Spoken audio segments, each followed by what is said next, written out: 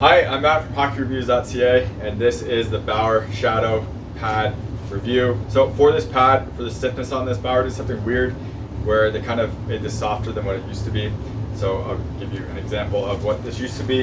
This was my ultrasonic line, which was kind of a medium soft at one point. They went stiffer for the mock, which watch my video to see it. And this is the softness of the ultrasonic. You can see the boot has a bit of give, but the thigh rise definitely does have a decent amount of flex there.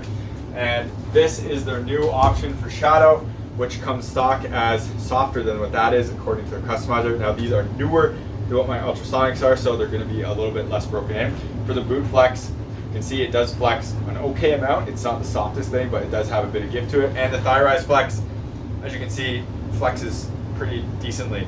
And this is weird because this is Bauer's like stiff pad line, and they're kind of getting away from the whole stiff pad line. So I did the whole puck machine test on this, which you can watch, and I suggest you watch, and I'll link it in the description.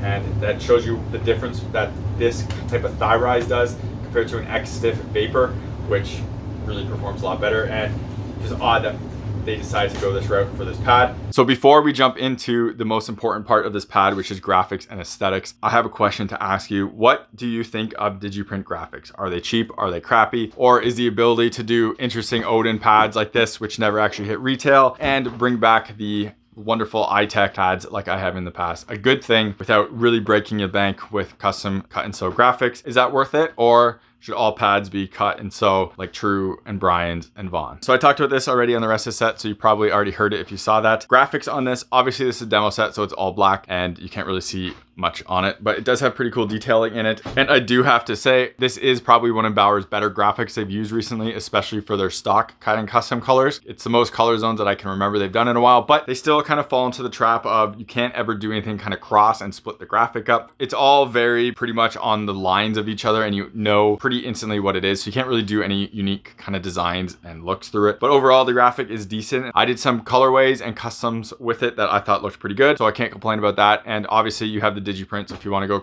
full crazy custom like I've done in the past, you can do that. But I do think their main graphics could be a little bit more fun and have a little bit more splits through it, so people can get creative without going the full Digiprint option. Now, one thing I love on the gloves more, because it's not really on here, is this kind of detailing on it. So you can see it right here and right here where it's kind of pressed in a bit, the material, so it gives it kind of a 3D look. You do have the kind of triangle things that are on the catching glove and the blocker. Unfortunately, it's not on these pads, which is a little disappointing.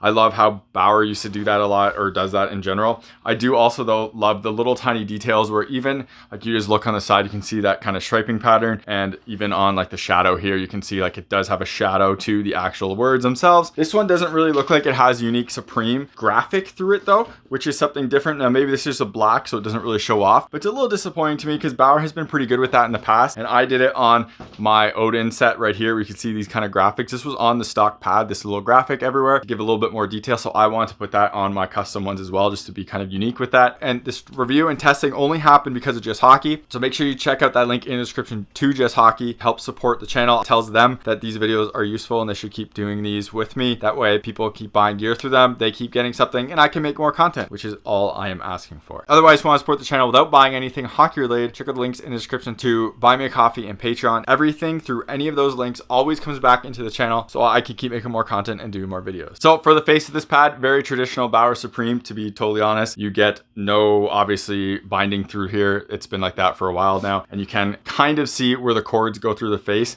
and are kind of pulled back from back here. That ends up pulling the material together. You can kind of see the little dents through it where that is. But even the boot itself, kind of like you can see the just black kind of turns a little bit gray when you look at it, but it does look very similar to what is on my Supremes here, where it doesn't really go that far into the boot itself, which makes sense because the boot isn't that steep. Because we're talking about that face without any of the rolls or any binding or anything,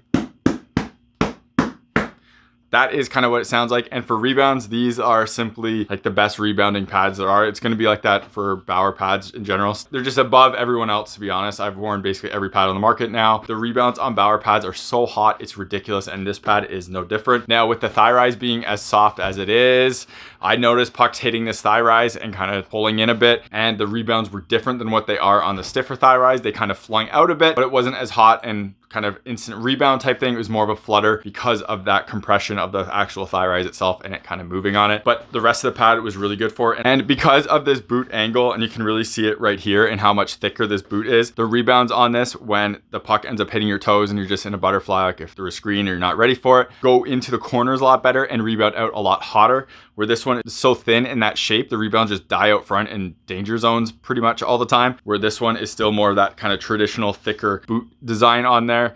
And the rebounds are just a lot better on this. They're hotter and less in a danger zone, and they just kind of bounce on a better angle. So this boot design is definitely my preferred in terms of rebounds on it, and that shape is a big contributing factor to that, and the thickness as well. Going on to the sliding edge on here, we see a very standard Bauer stuff, and honestly Bauer hasn't really changed this a lot in a while. It honestly feels very similar to each other, and I'll just kind of put my ultrasonics here for a second side by side, and you can kind of see how similar these really are. Even this piece right here is now more aggressive, and you can see it flattening out like this compared to over here, but I'll talk about that wing in a little bit. But the rest of it is honestly pretty standard, and it feels pretty much the same. This little wrap right here, which covers this nylon binding through here, is a lot more aggressive than what is on my old one. So I don't know if that's just a quality thing and they're just kind of not pulling that as tight, but you can definitely see how much thicker that is, and it's sticking out more, and there's a lot more wear on here than what is on mine, and mine are used a lot more. So I'm surprised that there's that much wear on this spot right here. Even my Hyperlite 2s, which have that kind of same idea, doesn't have that much wear, but it is quite a bit on here for what this should be. So this really, it's not a great thing to have that binding right there. This piece should kind of come over more. I understand that's wrapping this whole material, but still that's not the best thing there. But again, Bauer's not doing anything crazy with this. I think they keep upgrading the skins on here and keep saying it's like a slightly new material for better sliding. And speaking of sliding, when we get here, these are honestly, how do I say this? One of the worst sliding pads I've worn in a while, to be totally honest. I'm not really surprised because it's kind of similar to what my Hyperlite 2s have been. And Bauer at one point was the leading in sliding pads. For my 1Xs and my 2X Pros, they were easily the best sliding pads on the market at the time. And now they're just surpassed by a lot of companies, to be totally honest. These were slow and I noticed them. It's the summer heat, bad ice, so you kind of have to deal with that. But my True Hazardous slid way better than these do. The Vons I've been testing slide obviously way better than these do. My Warrior G7s with the slide plates obviously slide way better than these do. My Warrior G6 without the slide plates slide way better than these do. So this material, I truly believe Bauer has done something to it. Maybe it's to make it more durable on the knee block. It feels so much like a more standard Gen Pro on here,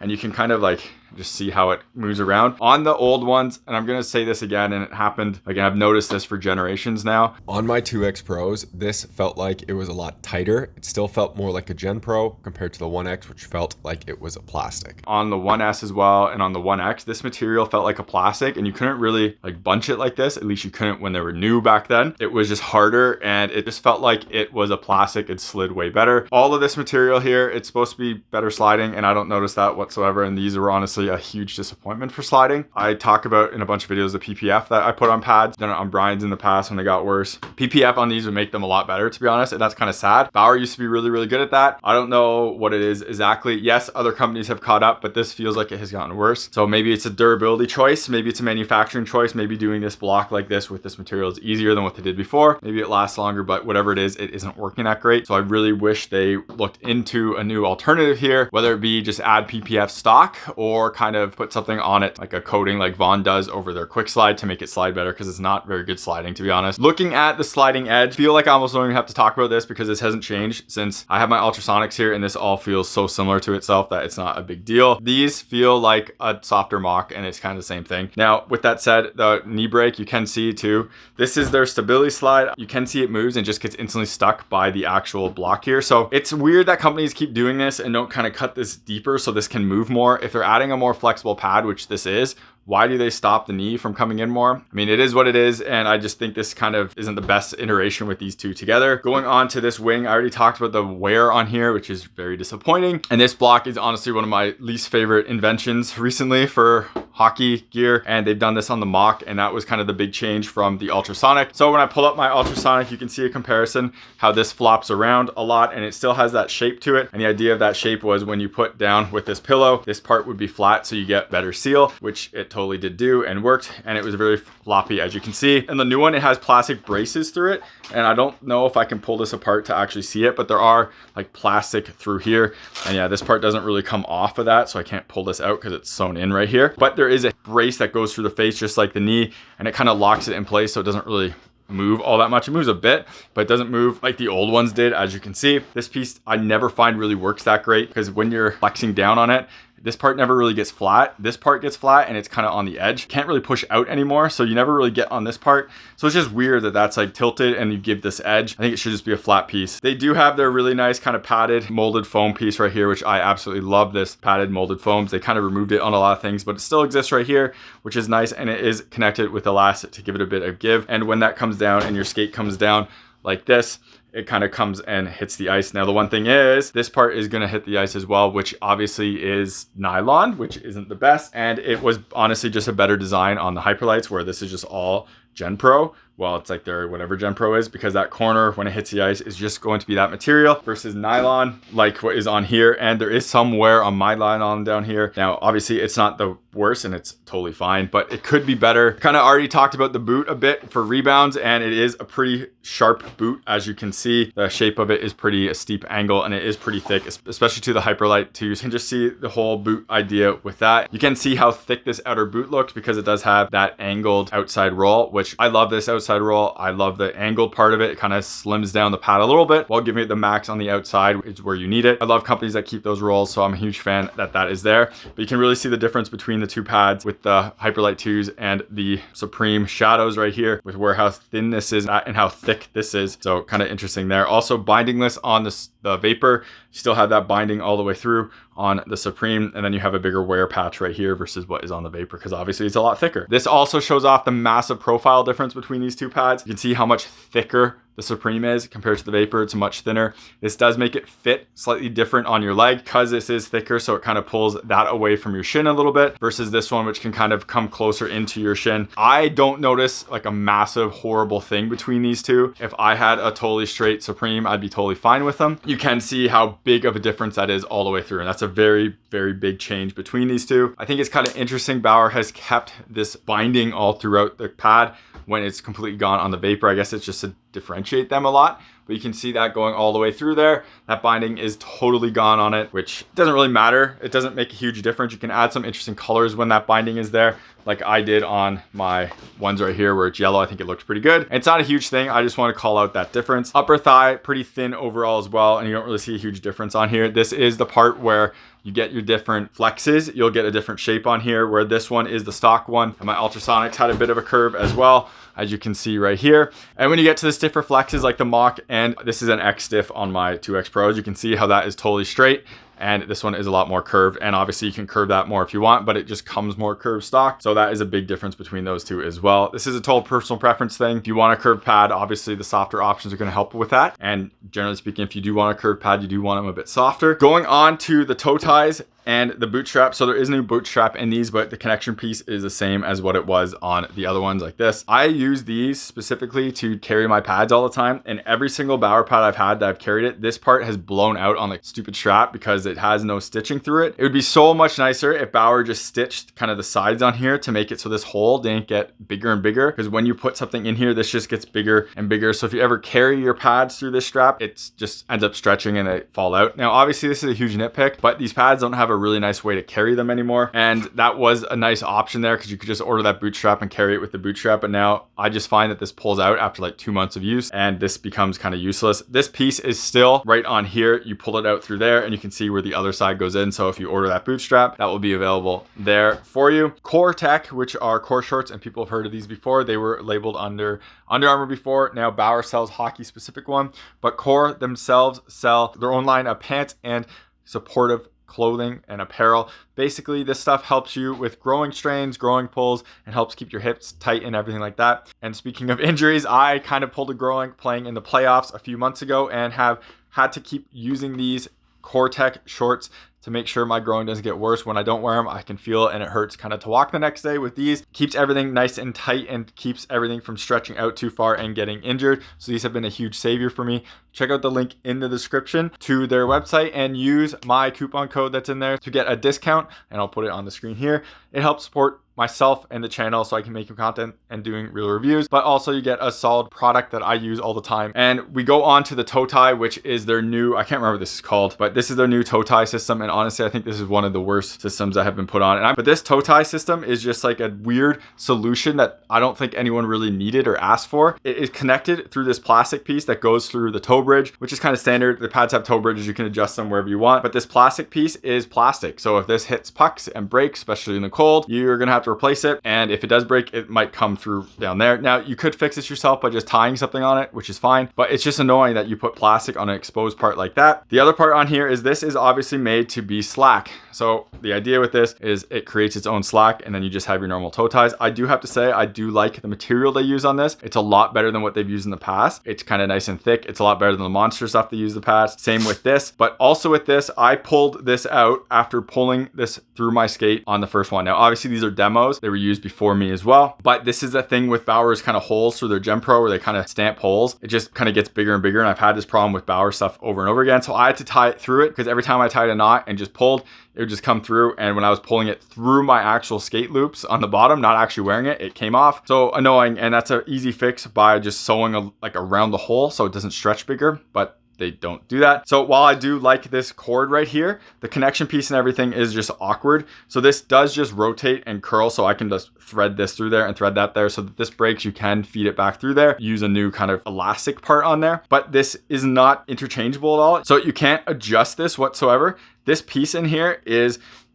as you can see, slides out, which makes that easier to adjust. And here's where you can see, you can kind of pull this around like that, so you can adjust that and replace that if you really need it. But this toe piece right here is not adjustable at all. So this is the slack you're stuck with and you have to use, and it's kind of annoying. But if it breaks, you can just put a skate lace in it like I do normally, like this. You can make your own slack to be the exact length you want with your toe ties, so you can adjust them to be really nice. This has no adjustability in it whatsoever. Make this skate lace, easy fix. If they just did a little piece of skate lace here, tied it to this piece, what is the problem with that? I don't get it. It would be easier, it would be cheaper, and well, then they couldn't sell a part, I guess, for this if these break. This is a fix to something that isn't needed. So for post integration, it's their new piece. You can see how much it flexes, and you can see that kind of gap there to kind of try to drive into the post.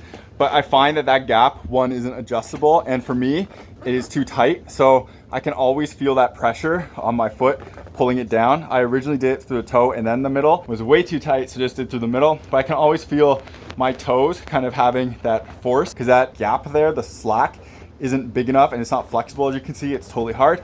So it doesn't really help with that, and I need more gap. But because it's not adjustable, you're kind of stuck. The boot on here feels just completely mock boot. It's kind of that tabletop idea with a slight kind of channel in here. Unlike the Vapor, which is totally flat now, this is obviously a slightly more traditional style of pad in that sense. Honestly, it doesn't play like it really has a channel. It plays pretty tabletop, and I had no issues with it whatsoever. So it just feels like a Supreme pad, to be honest. And even though this has been updated and changed compared to what my Ultrasonics were, there really isn't a huge sizing difference from this boot alone. That comes with the strapping thing, which I'll talk about in 1 second. Actual post integration, it works okay, but I didn't find myself landing perfectly on this, but a lot of that's to do with that slack, just because I would want a little bit more. And I don't find that that design really helps with post jam. I feel like skate lace has a lot more give to it, so will work a little bit better for that, but it's not the end of the world or not crazy or anything. These pads also, though, I had to wear them riding up, so it's a bit of a harder to do post integration because your skate is so much like lower than the pad, and the pad kind of sits way up there instead of down more. So for me, that's harder to do. Post integrations really nicely on there, and the sloped boot I find feels shorter than the old Hyperlight pads, but this one is so thin that it really doesn't feel that tall either. But I found post integrations with these, with my little toe slack right there, to be much easier to do with the skate lace. And we get into the back piece out here, and we'll look at all kind of the calf wraps and the strapping options here. Gone is the really nice molded foams that they used to use on their pads, which was like this. I love this. This is expensive. It's nice material. It is heavy though, so this is a lot lighter and cheaper in that sense. Gone also is the more adjustable spots for Velcro, which also kind of makes no sense to me because on the Ultrasonics, as you can see, you have this huge Velcro spot, and on the 2X Pros, you had the whole thing was Velcro. Now this is just this spot, so you're kind of limited in terms of where you want to put this, right? You can't do all that much, and this one as well. So it would be just nicer if they had this with more options and put it down more. They obviously have this part right here on the bottom calf, which also is not adjustable, so it's just sewn in, and then this is all you're gonna get. And it would just be nicer if this was options more, so you could really move this around and dial it in like they'd used in the past. But Bauer's been getting away from the Velcro adjustability on their strap, so it's annoying in that sense. Opening this up a bit though, you can kind of see the inner design on this channel and the rest of the strapping on here, where we have this inner flap for their Tune Fit Plus, which is the same thing on the Mach, and this is adjustable on 2 spots, so you can do up and down this way, up here, and obviously right here. I hate how little of a thing this is. I get why it is because you can't really make it a massive flap, but this is just kind of the case where I kind of just wish this piece right here was a little bit on the inside if they wanted to make this use and then pull this over this wrap, because I always found this little inner piece kind of awkward. It works, but I have noticed it kind of got stuck under my leg a little bit sometimes in like desperation plays, and I always just found it really awkward to use. So I think it would just be nicer if you could just wrap it out there. Again, having more adjustable length down here would be nice. But this little tab, I mean, it works, but you can't really put a lot of adjustment on it because it's so small, especially if you don't want to kind of rip up your socks or whatever you wear underneath, because that is the sticky side Velcro, so it's kind of awkward. And coming down here, we see their pillow as well on this calf, and this is kind of that molded pillow that we saw on the Mach as well, which I wasn't the biggest fan of, but I had less issues using it this time around than I did on the Mach, where I found I landed kind of on the curvature of the pillow and it wasn't super sealed and didn't feel that great. This one, I never noticed having an issue with it, and it felt fine on my calf and on my leg. I honestly don't love how this is curved. I wish it was just flat all the way through, and if it was maybe a little bit softer too, because it is pretty dense. Like, it moves a little bit, but you can feel it pretty quickly, and it isn't the nicest thing. It could be softer, and I wish they kind of did what their NHL goalies did, where they put just a massive pillow and then your leg goes in there. It helps sit down there and it kind of cheats a bit. I noticed this doesn't really help all that much with cheating. Helps a little bit, but because it's not super thick and super padded, it doesn't help all that much, so it could be better. But I love calf pillows, so the fact that it's here is a nice thing in general. We can't get onto this side of things, but you can kind of see with this little white piece down here, this is kind of that what looks like styrofoam foam that is on this calf wing and kind of the bracket going in there. There is a plastic piece that goes in there as the bracket. I'm not going to pull these apart and really dive in here because they're not mine. I don't want to possibly wreck anything, but there is those brackets in there that really stop that from coming out and kind of pushing in and kind of locking it in place. Their idea here is more stability, but when I ordered my Hyperlight 2s, which I'll pull over here for a second, I ordered it without that piece in it. And these are just as stable as this pad is. So you don't really lose stability. In fact, I find that this kind of ridge on desperation plays works worse for stability, because if you hit kind of the corner, it doesn't go perfectly flat. And as well, because it's so hard, if you end up kind of landing like this, it gets in the way and doesn't flex down to allow the pad to come over, which I'll also talk about in a second for the knee block. And before we get to the knee area, the leg channel is just kind of their standard nylon back here. They used to have really interesting design nylons with like hexagon patterns. They got away with that. Just straight up nylon back here. It's been standard like this for a bit now. No crazy soft materials that we saw on the Ultrasonic here, which I said had sweat properties of, I can't remember if it was moisture management. All gone. It's all just a nylon throughout the whole thing. And it's honestly not like the nicest thing. I definitely think they had better materials in the past. All this doesn't feel all that nice. It just feels like a pretty cheap nylon, but really, let's be real. This is all good just touching like socks or your base layer for the most part. Anyways, going bare legged might not be the best thing, but it doesn't really matter all that much. It's just not the nicest materials out there. Their knee strap also has very little adjustability, and this is a thing I wish Bauer really changed, and they really haven't. You can see that's really all you got for that. And the reason this is annoying, and you can see NHL goalies using this strap and sewing their own to make it tighter, because I always found, especially going behind the knee with this, because this couldn't be kind of shortened as much as possible, it would rarely get tight enough. So I always had to kind of put it on my own, tighten it or sew it together. For this one, obviously there's no outer flap on here to have it to knee to kind of knee wing like this one, which was removable. This one didn't come with it. Their thing is going down here a lot, especially with how this strapping system works for sizing. So coming down here kind of makes sense, help pull the pad up. Continuing on to their knee block. This has their grip option, which we saw on the Hyperlite, which is totally fine, and it feels pretty decent. Like, it does grip a little bit. It's not the most comfortable thing in the world. I have found back-to-back games on these aren't the nicest thing, especially depending on what knee pads you have. I've been wearing the new CCM Pros recently, and wearing it on these for back-to-back nights was not nice at all, because you land on that plastic rounded piece on the CCM Pros and then land on this, and you don't have the most give in this, and you can see it's just only a little bit because this is all really hard kind of plastic or foam in there, and you don't have a ton of cushioning in there. So it's not the nicest thing in the world. For strapping and for sizing on this, it fits the same as what Bauer has in the past. And if you watch my mock review, I talked about how that pad, I wore a 35 fine because of this inner strapping, which acts as kind of a professor strap. And for that, the 35, it pulls up my leg, comes off my boot. I end up landing in the right spot for the knee. I have to wear this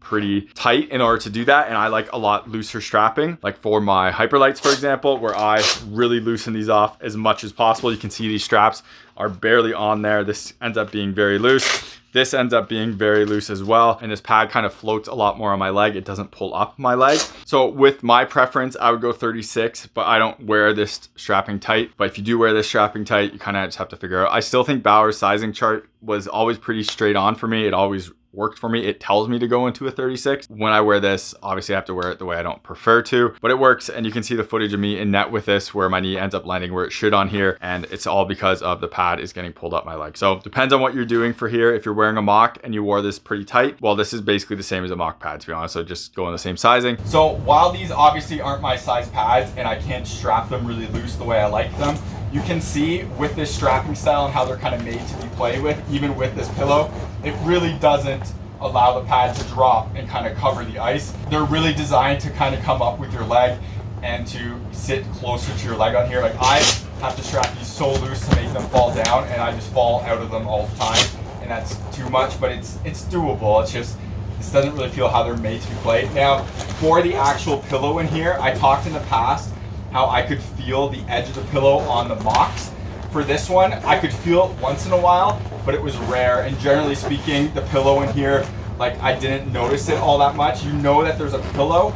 It's not that soft, but you can just feel it kind of sitting there, and it's not just this wing like what's on the Hyperlite type thing. So you notice it, but it didn't really annoy me that much. I can't stand this still. This integrated wing, and I just find that if you don't land perfectly, it rolls.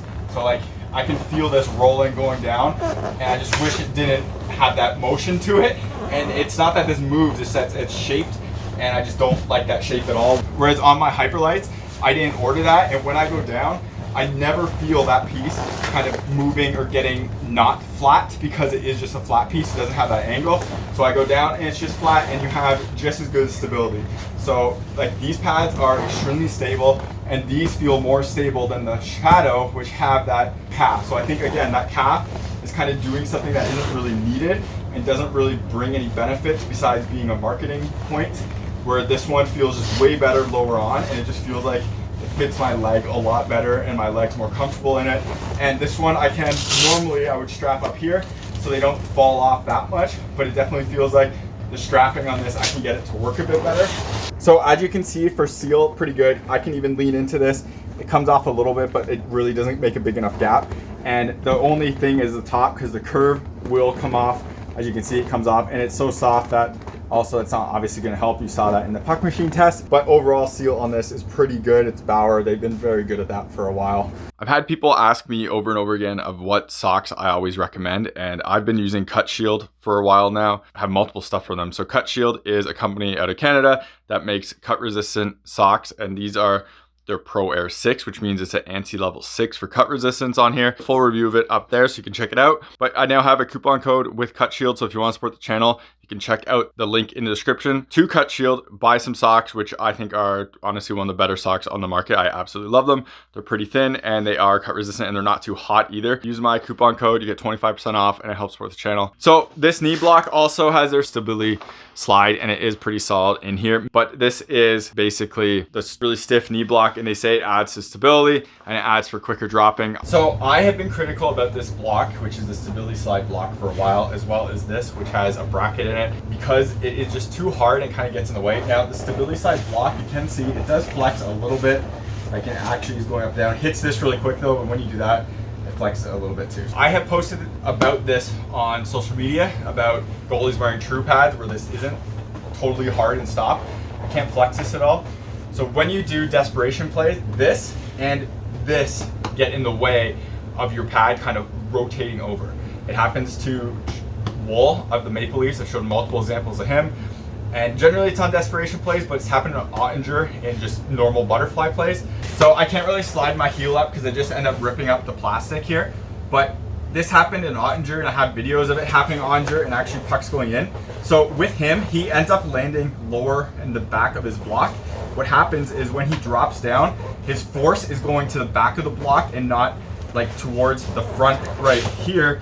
So when he goes down, it ends up pushing like this. And when that happens, and that kind of hits the spot first, which has happened on him, you can see the seal is obviously horrible, and this block doesn't move, so it gets in the way. So you can get stuck right here, where if you have a softer block here that isn't locked in place, that block will hit the ice like that, and the whole pad will just flop over because it's not a sealed perpendicular piece like this is. Now, it also happens on the cap. This is obviously an extreme example, but because this piece is kind of bracketed in, anything that the cap tries to go down just gets stuck, and the pad has some weird and awful over rotations. I showed a perfect example of this happening in the playoffs with Wool of the Maple Leafs, where it was a desperation play. So his pad ended up hitting here, but he got stuck on that spot and you couldn't really go back. He kind of had to fight his pad and roll over. And I also showed a video of Georgiev kind of having the same thing. He slid into the post, hits this block on his true pads, but because this block on his true isn't a solid piece, it doesn't get in the way.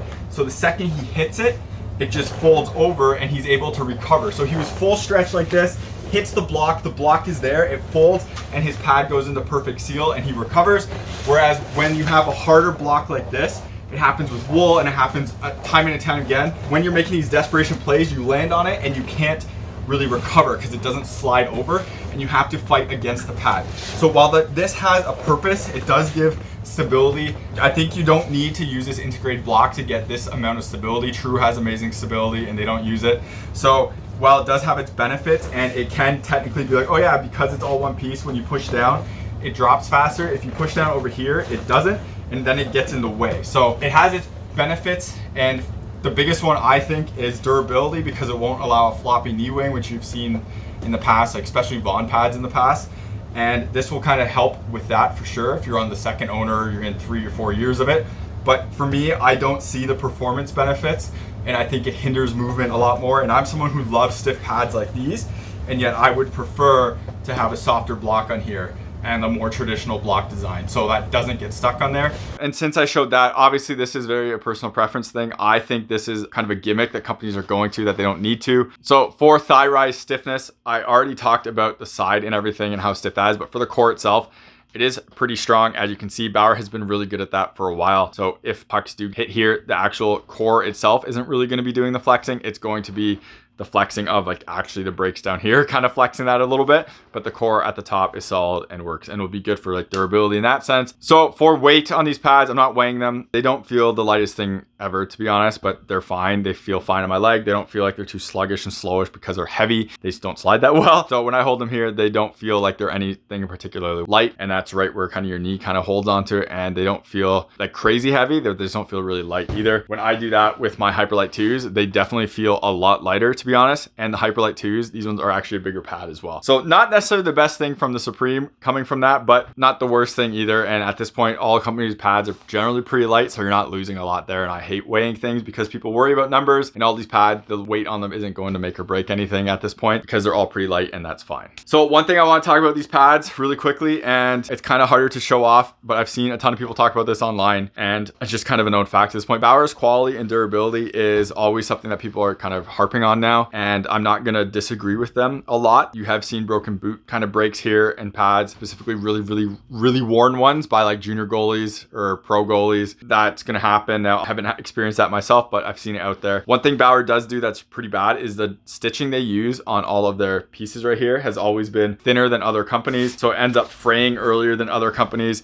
And you can see it on my boot right here where all the stitching is just frayed right through, and like none of the stitching is really doing anything. You can just go in it, which is always great, and that's right on the fray spot, and it's same thing like right here as well. So that could easily be better, and they could just use specifically thicker thread. Now, the other thing that really gets me, and I kind of showed off in the past, you can kind of see on the inside of the knee blocks. Well, this is my own custom set. So here's how great Bauer's quality is on this. And I've had issues with my ultrasonics as well, where they built my pads in 2 different flexes. One was a stiff flex, one was a stock flex, and then they replaced them with a still wrong flex. And then finally they got it right when they shipped me vapor pads when I asked for them instead of Supreme. So that was a thing. This was also a thing. These are custom, and this is supposed to be that stability flex block. So they forgot to totally stitch in this piece. You can see how this cord is kind of coming up in here, and you can just look inside the knee block, which is kind of cool that I can see that. And you can kind of see the inner materials here, but like that should have never happened, and that should have never happened and past QC. And when you really look on here and you can bend this, you can actually see the braces in there. Now I can't really get the camera in there that well,